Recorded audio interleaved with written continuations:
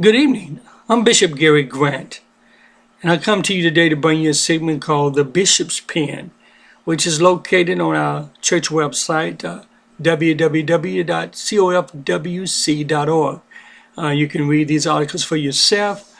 Just go to my link, Bishop Grant's office, and you'll be able to locate them there. The one we're going to do tonight is called Words of Compassion, and we know that you have to have compassion in order to be in ministry. You can't be in ministry without having compassion, and we're going to read a little bit about that tonight. Isaiah the 50th chapter 4th through the 10th verse says, God has given me the tongue of the learned, that I should know how to speak a word in season to him who is weary. The prophet Isaiah stated in this verse that the sovereign Lord has given me an instructed tongue to know the word that sustains the weary. When I often think of someone that is weary or in a weary state of mind, it reminds me of someone that is wore out in strength, energy, or freshness, someone that is depressed. Also, Isaiah stated, the sovereign Lord who wakens me morning by morning, wakens my ear to listen like one being taught.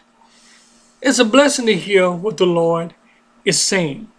These were words of dual comfort both to the people in exile and to future generations whose lives would later be touched by Jesus' compassion. Now, in the four Gospels, the Gospels of Jesus, that is, Jesus fulfilled the prophecy with the word in season to the weary. He proclaimed in Matthew 11 chapter in the 28th verse, come to me, all who are labored and heavy laden, and I will give you rest. These were truly words of compassion. In Mark, the first chapter and the 41st verse, Jesus was filled with compassion when he touched a man with leprosy, healing him immediately.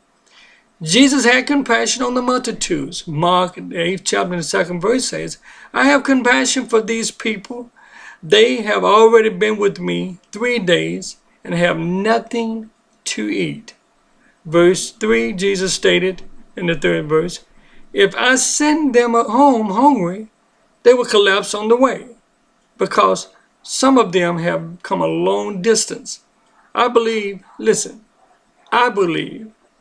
we as pastors and leaders should understand that compassion is ministry. It's mercy, grace, and love all in one.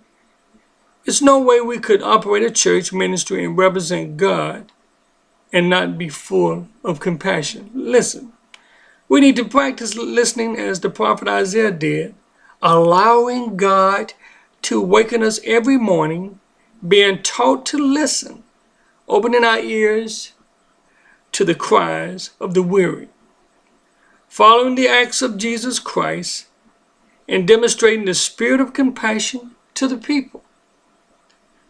Jesus left us with an example of how to ministry to the weary. Are you encouraging someone today?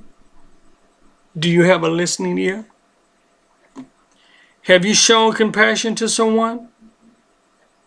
If not, today is not too late. Listen, once again I get the joy of reading these articles are just so inspiration to me, and I got caught up there for a moment, and I want to just let you know that you can go and just get a taste of this as well. Stopping by our website is www.cofwc.org.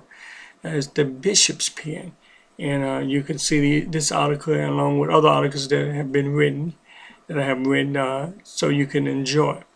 And I just hope you will enjoy it. I hope tonight that we were able to touch on a few things about compassion in this article, and when you go back and read it yourself, you can kind of digest it a little more. By the way, if you'd like to visit our site once again, go to www.cofwc.org. That's Cathedral of Faith Worship Center. If you need to email us, you can email us at cathedraloffaith.worshipcenter@gmail.com. And then don't forget, you can also, we have other contact information if you need us to contact us. God bless you, my friends. This is Bishop Grant, and I'm signing off now with the Bishop's Pen, and I'll see you next time with a new article. Thank you. Good evening.